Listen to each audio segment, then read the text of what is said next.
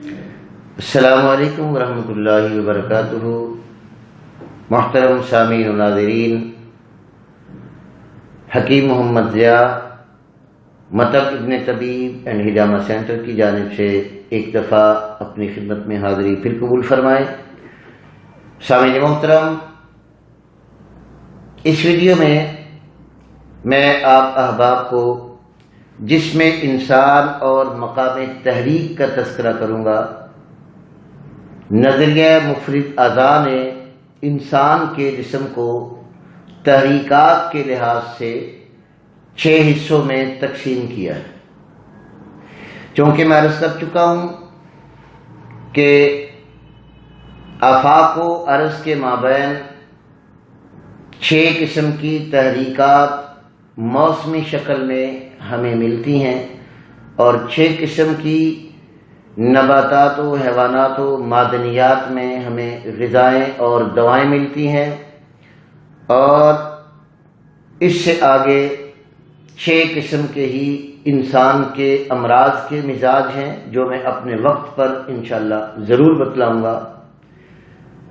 تو آئیے ابتدا کرتے ہیں تحریک نمبر 1، جسے ہم اعصابی عضلاتی سرد تر کے نام سے جانتے ہیں۔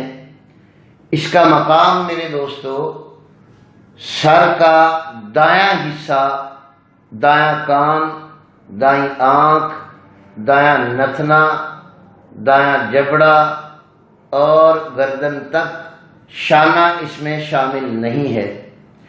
اس حصے کو نظریہ مفرد اعضاء نے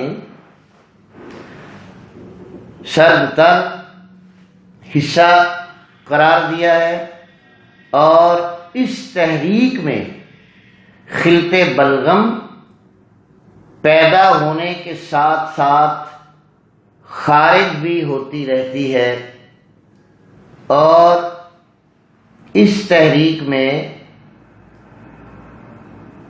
جو مقام ہم نے رکھا ہے، اس تحریک کا جو نام ہم نے رکھا ہے، وہ ہے مشینی تحریک، میکینیکلی تحریک۔ اس سے انسان کا دماغ، انسان کا برین، انسان کے اعصاب خلط بلغم کو کثرت سے پیدا کر کے اور خارج بھی کرتے رہتے ہیں۔ یہی وجہ ہے کہ ابتدا میں انسان کو جب یہ تحریک سٹارٹ ہونے لگتی ہے، ان کی علامات جو ہیں وہ کچھ اس طرح سے ہیں کہ انسان کے جسم سے رطوبات کا اخراج ہونا شروع ہو جاتا ہے، اور یہ مشینی تحریک کہلاتی ہے۔ اور یاد رکھیے دوستو، مشینی تحریک انسان کی زندگی میں بہت خطرناک ثابت ہو سکتی ہے، جیسا کہ ہیضہ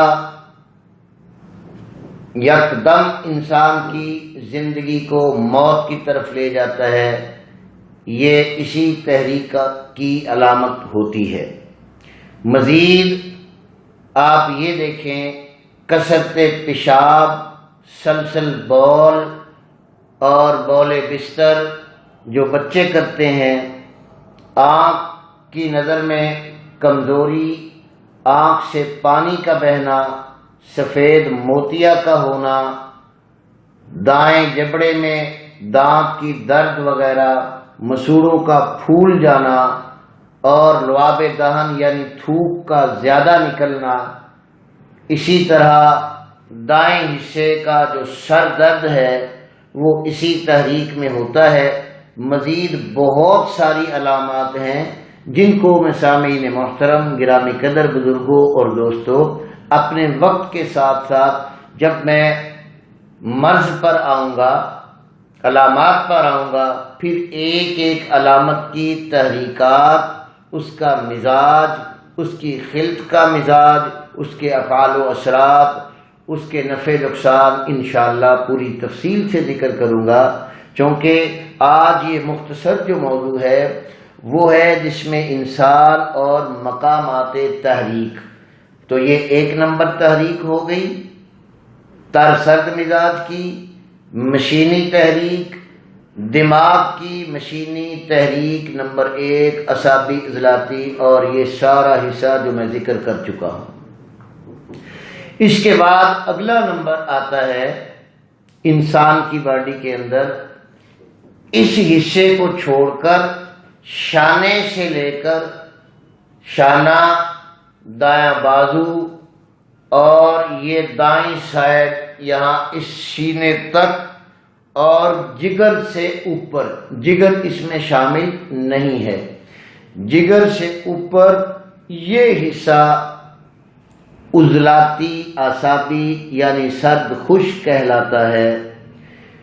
اس میں جسم کے اندر خلط سودا کی زیادتی ہوتی ہے، دل کی عضوی تحریک مشینی تحریک بن چکی ہوتی ہے، اور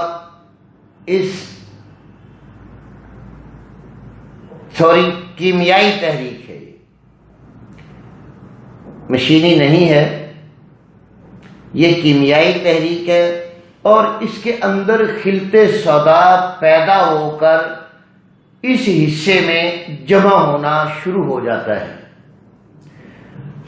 اس حصے کے اندر اس تحریک کی ابتدا ہوتی ہے، اور اس کے اندر وہ علامات جو سردی خشکی کے موسم میں، سردی خشک کی غذاؤں میں، سرد خشک علامات میں جتنی علامات و بیماریاں آئیں گی اسے ہم عضلاتی اعصابی تحریک، سرد خشک تحریک، سودا پیدا ہونے کے ساتھ ساتھ جسم میں جمع ہونا شروع ہو جاتا ہے.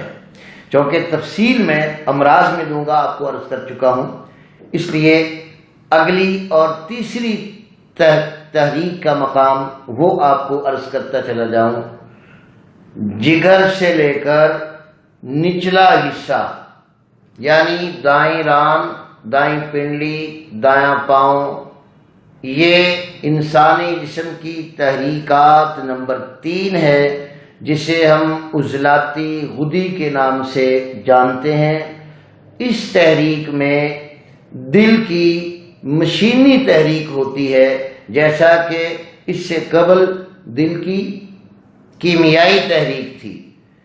اور یہ بات آپ بخوبی ذہن نشین فرما لیں میرے بزرگوں اور دوستوں کہ ہر عضو اپنی مشینی تحریک میں اپنی مطلوبہ خلط کو پیدا کرنے کے ساتھ ساتھ خارج بھی کرتا رہتا ہے، اور ہر عضو اپنی کیمیاوی تحریک میں اپنی خلط کو پیدا کرنے کے ساتھ ساتھ جسم میں جمع رکھتا رہتا ہے. تو معلوم یہ ہوا کہ مشینی تحریک بہت تیز ترین تحریک ہوتی ہے، جس سے کبھی کبھار انسان کے جسم کی کوئی خلط حد سے زیادہ اخراج پانے سے انسان حالت غیر تک بھی پہنچ جاتا ہے، جیسے ہیضہ، نمونیا، اس طرح کے امراض. اور اسی طرح یہ جو تیسری تحریک ہے یعنی خشک گرم عضلاتی غدی، اس میں دل کا تعلق جگر کے ساتھ جڑا ہوتا ہے، اس لیے خلط سودا پیدا ہونے کے ساتھ ساتھ خارج بھی ہو رہی ہوتی ہے. تحریک نمبر 2 میں عضلاتی اعصابی میں خلط سودا پیدا ہونے کے ساتھ ساتھ جسم میں جمع ہو رہی ہوتی ہے، اور نمبر 1 میں خلط بلغم پیدا ہونے کے ساتھ ساتھ مشینی تحریک میں خارج بھی ہو رہی ہوتی ہے. میں آپ کو مشینی اور کیمیاوی کا بھی تھوڑا سا ذکر کر دوں کہ ہر عضو کی مشینی تحریک اپنی خلط کو پیدا کر کے خارج کرتی ہے، ہر عضو کی کیمیائی تحریک اپنی خلط کو پیدا کرنے کے ساتھ ساتھ جسم میں جمع رکھتی ہے. مشینی تحریک سے مراد اعضائے رئیسہ کی ذاتی تحریک ہوتی ہے۔ کیمیائی تحریک جو ہے وہ اپنی خلط کو خون میں جمع رکھتی ہے، مشینی تحریکات میں اخلاط کا اخراج ہوتا ہے۔ تو آئیں سر کا بایاں حصہ مقام نمبر 4 ذکر کرتے ہیں، جس کو نظریہ مفرد اعضاء بعینی اسی طرح تقسیم کرتا ہے۔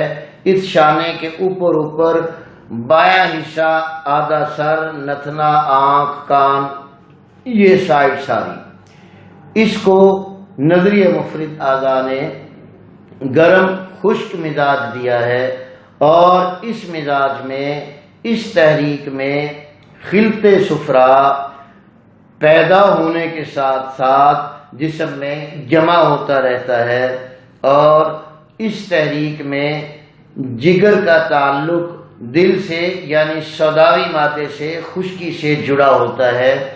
اسی وجہ سے خلط صفرا پیدا ہونے کے ساتھ ساتھ جسم میں جمع ہوتا ہے۔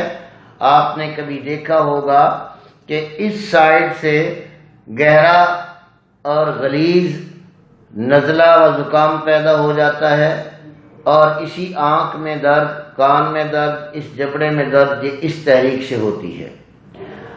آئیں 5واں نمبر، جس میں تقسیم کی تحریکات کے مطابق اس شانے اور کندھے سے لے کر بالکل نچلے والے حصے تک ہے، تلی کو چھوڑ کر، تلی کے اوپر۔ اس تحریک کا نام غدی اعصابی تحریک ہے۔ اس کا مزاج گرم اور تر ہے۔ اس مزاج میں جگر کا تعلق دماغ سے یعنی صفرا کا تعلق خلط بلغم سے جڑا ہوتا ہے، اور یہ جگر کی مشینی تحریک کہلاتا ہے، اور اس تحریک میں خلط صفرا پیدا ہونے کے ساتھ ساتھ خارج بھی ہو رہا ہوتا ہے۔ آئیں دوستو، تحریک کے لحاظ سے مقام نمبر 6 کو ذکر کرتا چلا جاؤں۔ اس مقام کے نیچے نچلا دھڑ جو ہے بائیں حصے کا، پاؤں کے انگوٹھے تک، اس کو ہم اعصابی غدی کا نام دیں گے، اور نظریے نے اس کو اعصابی غدی اس لیے کہا کہ اس تحریک میں بایاں گردہ اور بائیں سارے نچلے اعضاء شامل ہیں۔ اس تحریک میں دماغ کا تعلق جگر کے ساتھ جڑا ہوتا ہے، یعنی خلط بلغم پیدا ہونے کے ساتھ ساتھ جسم میں جمع ہو رہی ہیں۔ تو عزیزان محترم، یہ تھیں وہ جس میں انسان کی تحریکات اور ان کا مقام اور ان کا مزاج اور ان کی مشینی اور کیمیاوی تحریکات کا ذکر۔ اور میں عرض کرتا چلا جاؤں، کچھ دوست اس مغالطے میں رہیں گے کہ اگر یہ اتنا حصہ ہے تو یہ پھر مرد پورے جسم کو کیسے احساس ہوتی ہے؟ تو عزیزان محترم، ذہن نشین فرما لیں، یہ جو مقام نظریے نے پیش کیے ہیں یہ ابتدائے مرض ہے۔ پھر ذہن نشین کر لیں، ان مقامات پر جب ان تحریکات کے مطابق عمل ہوتا ہے تو ان حصوں کو جو میں نے ابھی ذکر کیے، ان کا مطلب یہ ہے کہ ابتدائے مرض یہاں سے ہو رہی ہے، یہاں سے ہو رہی ہے، یہاں سے ہو رہی ہے، یہاں سے۔ اگر کوئی ڈاکٹر، طبیب، وید، حکیم اس مرض کو سٹارٹنگ میں ہی کور کر لیتا ہے غذا سے چاہے دوا سے، تو وہ مرض وہیں رک جاتا ہے۔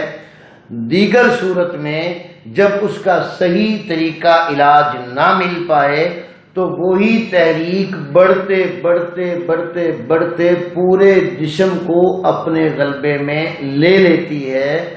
اسی طرح ہر تحریکات کو آپ سمجھیے کہ آپ نے شروع میں کنٹرول کر لیا تو رک جائے گی، اگر کنٹرول نہ کر پائے تو مریض کی یہ تحریک بڑھتے بڑھتے پورے جسم کو اپنے غلبے میں لے لیتی ہے۔ جس تحریک کی بھی علامت شروع ہوگی وہ انہی مقامات سے ہوگی۔ یہی نظریہ مفرد اعضاء کا ایک بہت بڑا کام ہے جس نے عام انسان کو بہترین طبیب بنا دیا۔ تو انشاءاللہ العزیز امید کرتا ہوں کہ دوستوں کو یہ میری باتیں پسند آئیں گی۔ انشاءاللہ اگلی گفتگو کے عنوان کے ساتھ پھر حاضر خدمت ہوں گا۔ السلام علیکم ورحمۃ اللہ وبرکاتہ۔